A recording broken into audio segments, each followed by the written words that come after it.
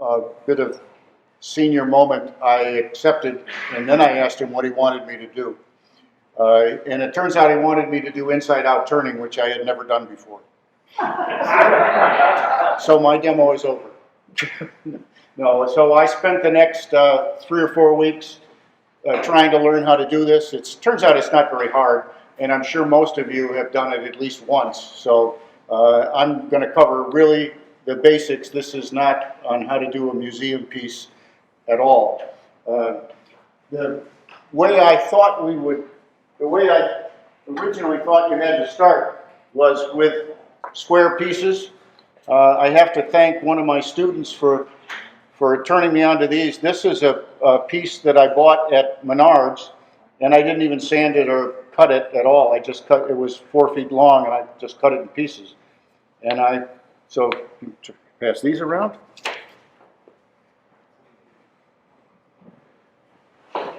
So I take 4 of those. I take 3 of those. And glue them together. And one of the things that you want to notice when you're gluing them together is how the grain runs. Can you get that on there? Can you see that? You need a single picture? Yeah. Yeah. You know what? I'm having trouble.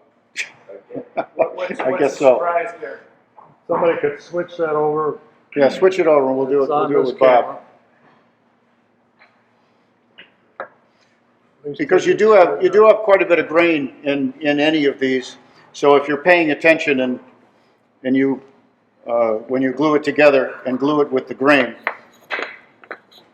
to keep the grain. Now I'm.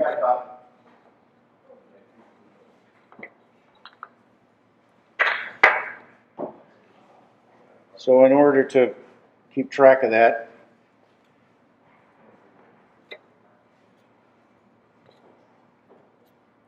we'll make a mark on the middle. And then I just glue these together with brown paper and glue. I don't know that you need to see. Does anybody want to see how that's done? Or you've all glued stuff together with brown paper and glue, right? Yes. What you're trying to do is create a line that it'll break on, and I'm only going to glue here and here because I'm going to be turning, and then I'm going to turn this piece around.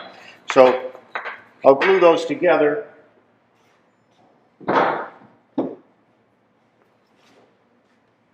And end up with a piece like this. Pretty straightforward. The brown paper doesn't give you a whole lot of separation. I put them between centers, and I use the one-way safety center and a one-way live center, which have those little cups and also the points. The points I don't want to push these things apart, so that's why I give it a little bit of a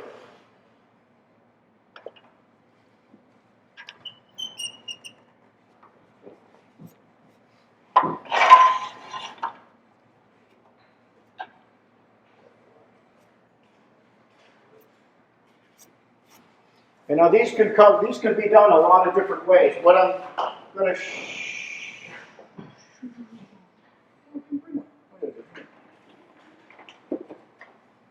going to do on this one is a cove, which when I take it apart and put it back together is going to make that form.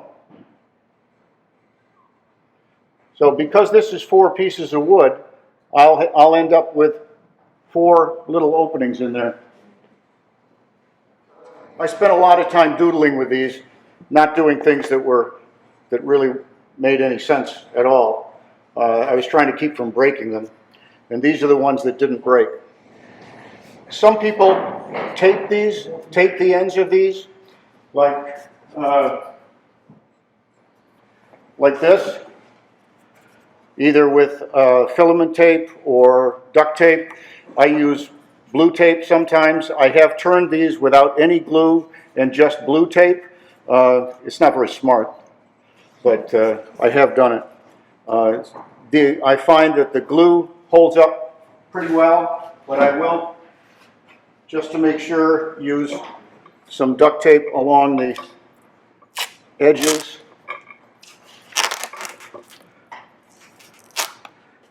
And I will be turning with a face shield.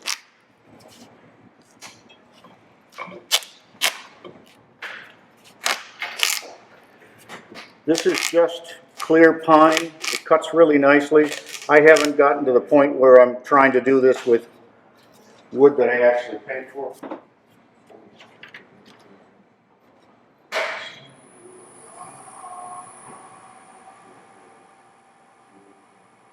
If you're doing an ornament, you're going to want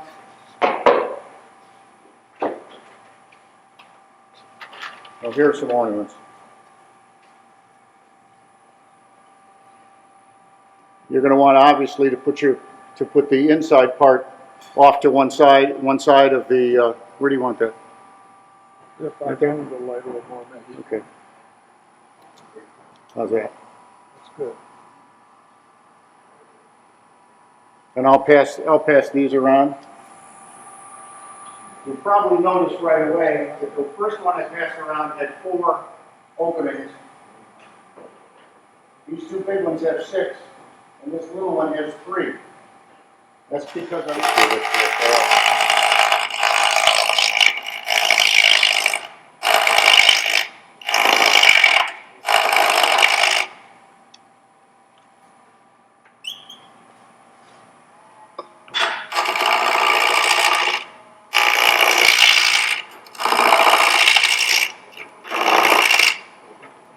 and I want to come down about halfway through the depth. Where's one of those, the square pieces?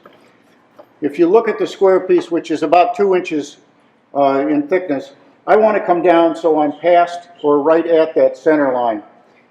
And that will, you see where I'm not all the way through with the cove yet? I want to get that cove all the way through so that it'll make the design. Can you hear this while I'm in the cave here?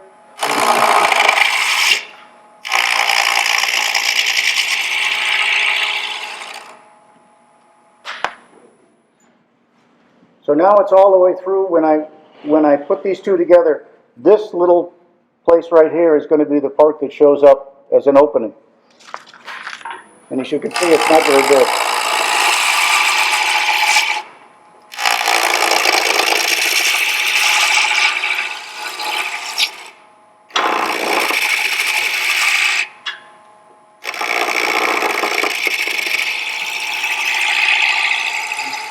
And I'm just using a spindle rough and gouge because I think it's one of the best tools for this. It's the smoothest.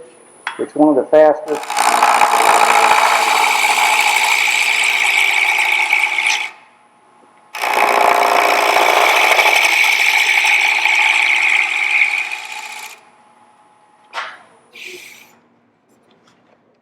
Now, one of the ways you can tell how that's going to look is if I put something here, it's going to be twice that distance. So the opening on this right now is not going to be very big at all.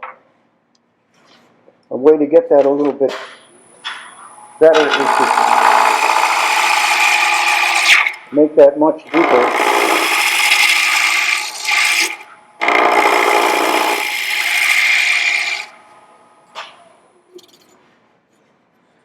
Not quite half yet.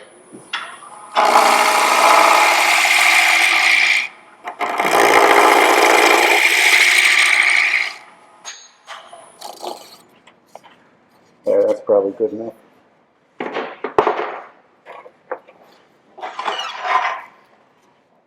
And for this particular shape, which is just a basic ornament, that's really, you're done turning the inside, except for maybe a little bit of sanding. It is possible to sand this on the lathe. You gotta be careful, but it is possible. Yeah, have Don do it, yeah. I use a piece of mouse pad as an extension of my finger.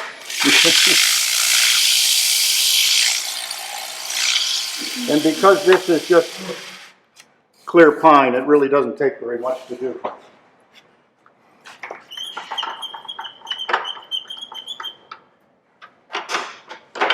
Have you done any experimentation with the shape of the opening? Yep. It looks like the design that you're using right now would produce something more circular versus a spade shape. There are a bunch of them that have different shapes in the openings. So yes, I have. But this is the best one to illustrate what's going on.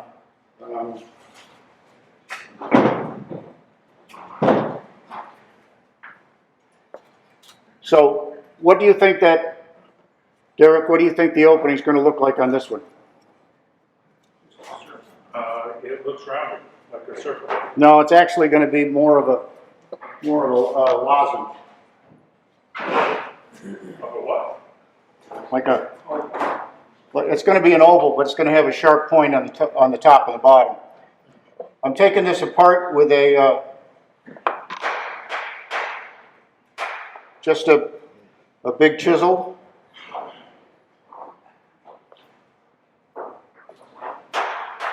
I don't know where I got this big chisel, but it's one of my favorites.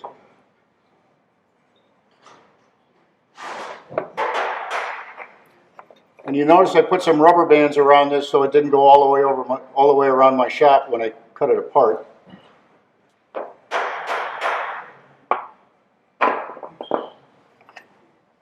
That a learned experience? That's a learned experience.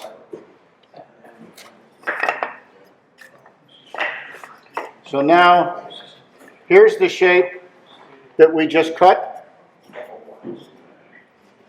And we're going to take these apart and turn every one of them 180 degrees so that what was formerly the center is now the outside.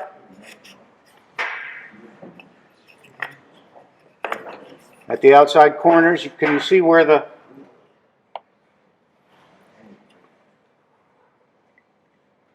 this is where the center used to be. And so we've now moved it out to the outside. And now that's the shape you get. And at this point, Have you done any with the finial on the inside? have I done any? Yes, I have. They're kind of fun. But as I said, I've never done one that's finished. And I usually hang them and stain them before I take them apart.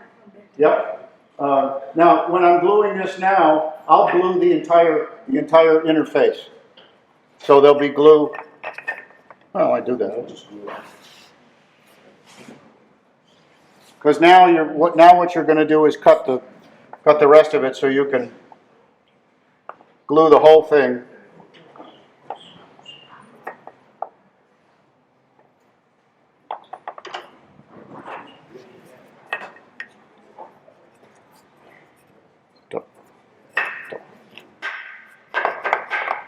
And then I will typically use either tape around that or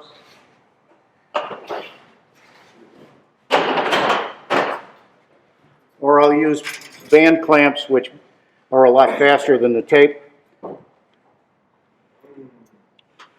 A lot faster than the tape.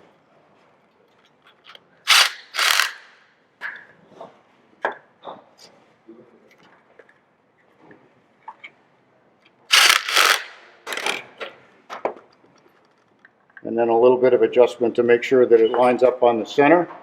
So those are pretty safe when you're spinning around, right? I don't use the band clamps when it's on the lathe, unless I've taped completely over that, because I don't want to get. I mean, Don might use this out like that, but I'm going to tape it. So I'll let that dry. As you pointed out, you might paint that ahead of time, and So this one, that one's all dry, it's ready to turn. But I have done some other ones that look like this.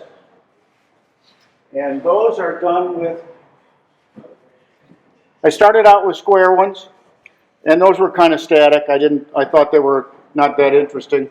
And I did a lot of YouTube research and videos and things and all that. And I came across doing them with what's called a diamond. Can you see that? And the important part about the diamond is that this is a 60-degree angle. Is that on the, yeah. Let's see, is that, yeah, there you go. This is a 60-degree angle, and this is 120 degrees. So 3 of these 120 degrees together make a complete circle. That's how you do the 3D breadboards. How you do what? The 3D breadboards? Yeah, it's a little bit like that, yeah. You got to be real careful cutting these because all of these faces have to be equal. And I found a pretty easy way to do it, but I'm not sure it's that safe. No, it's because my table saw tilts left, like most of ours. And I had the fence to the left of the blade. So actually this piece is caught between the fence and the blade. I did it that way because I wanted to make sure that it was not riding up. And I probably should have put the fence on the other side and used a lot of hold downs or whatever, but I didn't. But if you look at those, you'll see right away that if you put 3 120s together, you get a complete circle. And if you put 6 60s together, you get a complete circle, which is what that is. These are smaller diamonds, but it's the same concept. You got that? Do we need more light there? How's that? And to glue these, it's a little bit harder. These are glued at these faces with brown paper and glue, and then I let that dry and run them over a sander so that I can get a little bit better joint there, because when I tried holding all 6 of them together, it just didn't work. So I glue these in two sets, and then I'll put a band or tape around them.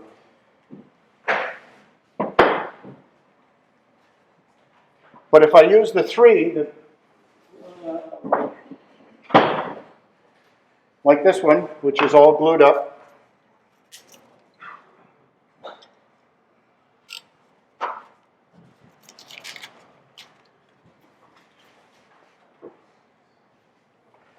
and I cut a different pattern inside to make this candle holder.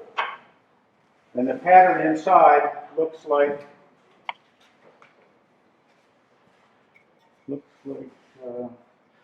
this when it's flipped around. Actually, so this could stop at any time.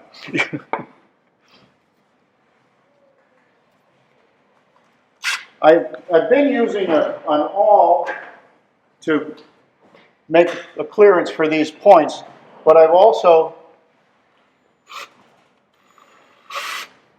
used a little center point drill. Some of you may be familiar with this. It's a drill which is a lot more rigid because it's bigger out here than it is out here, and it's primarily a metalworking bit to start.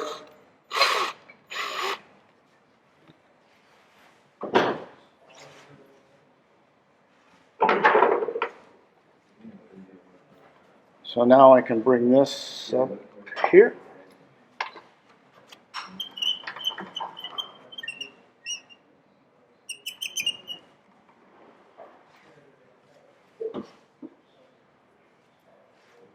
And I will tape this. I have found that the glue on these holds well enough that I don't really need to tape them. I haven't had one of these come apart yet, but I'd hate to have it come apart while you were all watching.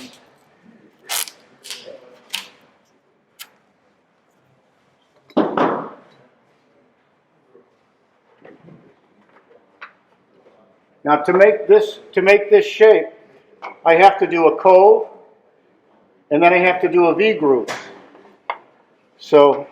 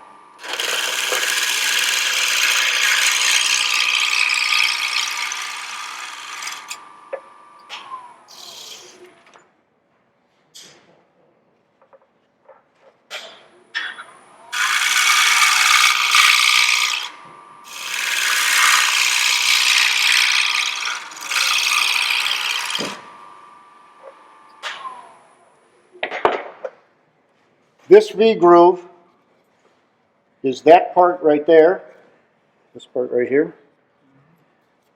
And it's important that this not come down as a straight angle, that you want it to be curved, so you'll get this little nice curve where it comes together. I get a flat down inside there, and it's really, I thought it was going to be interesting, but it's not. So that's why these are curved in like this. And then we'll do a V groove.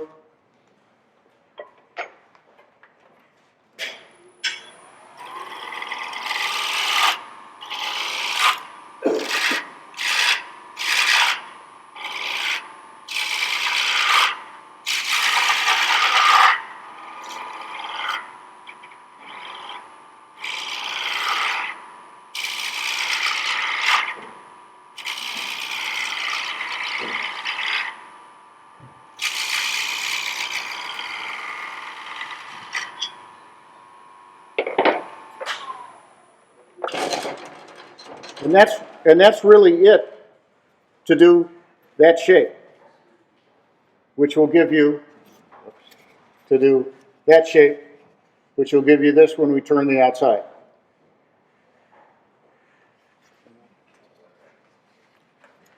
This. Okay, and in this one I just glued something in there.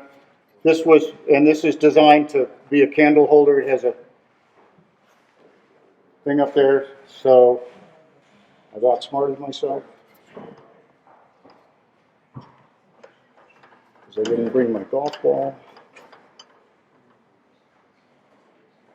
So I'm going to wing it.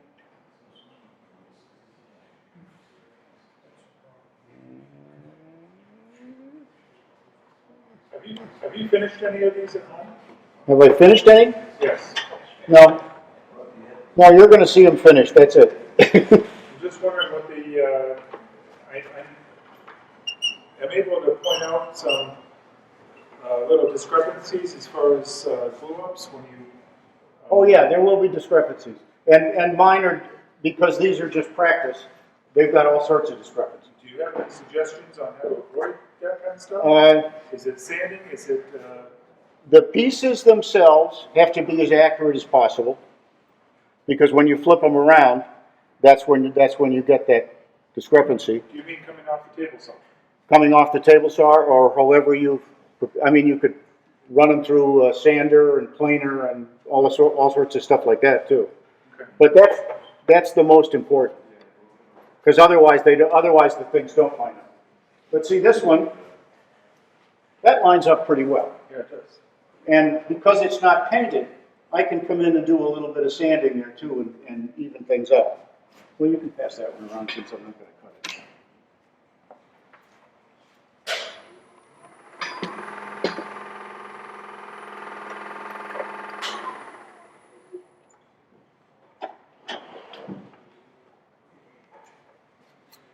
Now this is where the fun starts. Can you see that in there? Can you see the inside?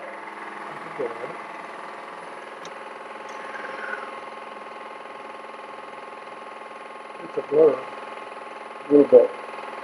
Slow it down. Oh, okay. Ooh, going backwards. Like a wheel. Yeah, okay. Now I can see the shadow. I can even see that little red piece that I put inside there.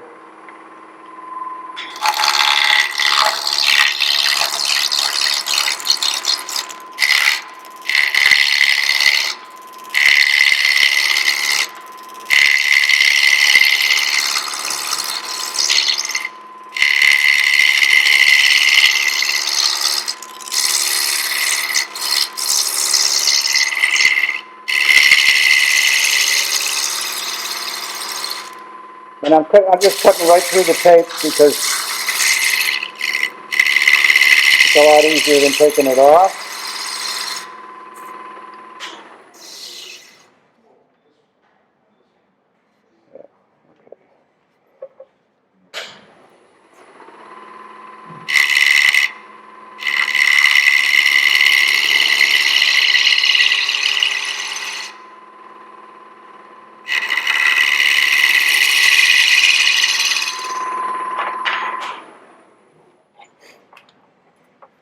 And now I want to know about where that high point is. So I want to see that a little bit more accurately on the outside.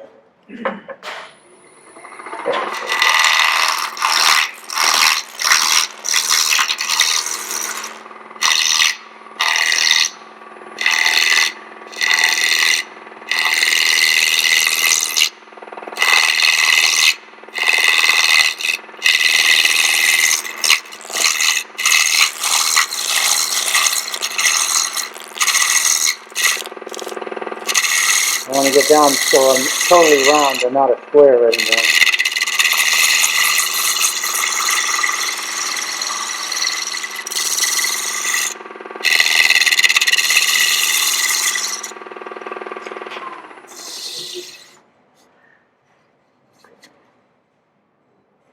Now you see I still have some flat spots here, so I'm going to keep cutting that down.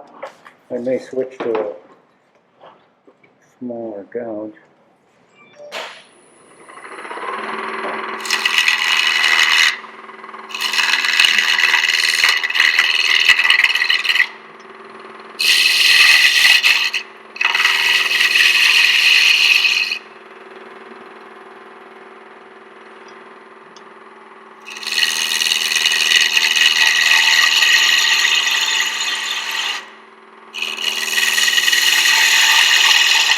And the more you take off of this, the more you can see what the actual thickness is that you're leaving. Now, can you see that? No? It's dark. Right here, that shadow?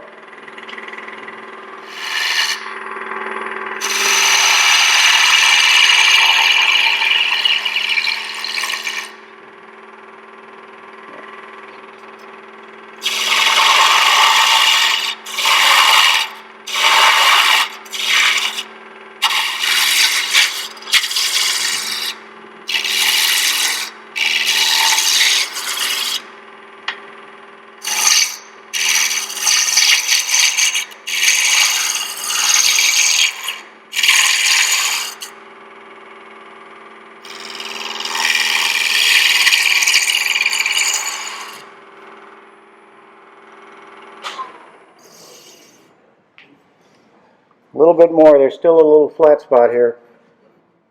Thought I'd gotten that. Do you have enough wood to get? Hmm? Do you have enough wood to take that flat spot out? I think so. We'll see.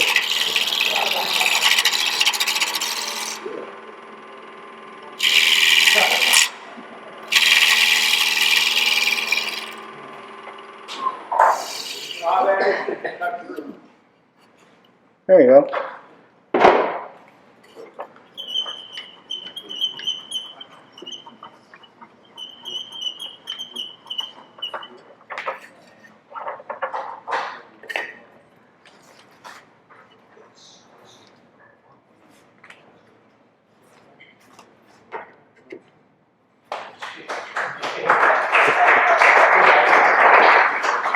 So as you can see, it's not that hard if I could do it. Set it up on top.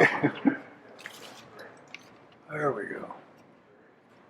Oh, we could, And you can make them pretty interesting by playing around inside. But,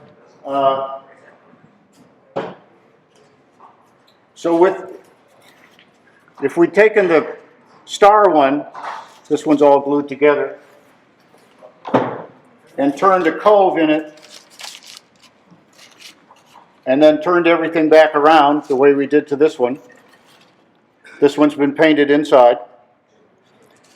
We could turn an ornament like the ones that were going around, but this is, as you can see, this is a star. So it'll have 6 of these openings, and it could have a lot of things happening down in here. You could do a lot of things with it. But if I've just cut a cove, once I'm down past here, it's just as though I'm cutting solid wood. So I can do beads or whatever I want on there. And then you can obviously sand the outside. So that's exactly the way you do it, right? So I should have had you do the demo. How about doing an outline of someone's head? I haven't tried that yet. I haven't tried that at all. So you can see on this one and the ones that we're passing around that I haven't been making the cuts square and over because I want that kind of shape inside, the rounded shape inside. The one that has what's like a little cross in it, those are cut absolutely straight, and you can see the difference. Where's that one? Did that come back up? Rich probably has. Oh, He's not listening. he's not listening at all.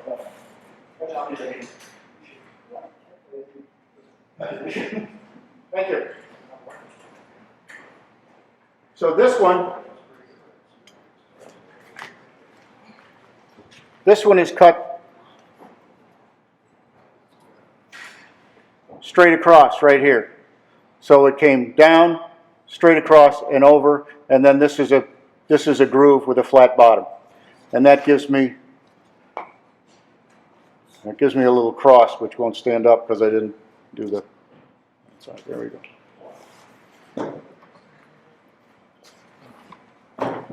So that's the difference.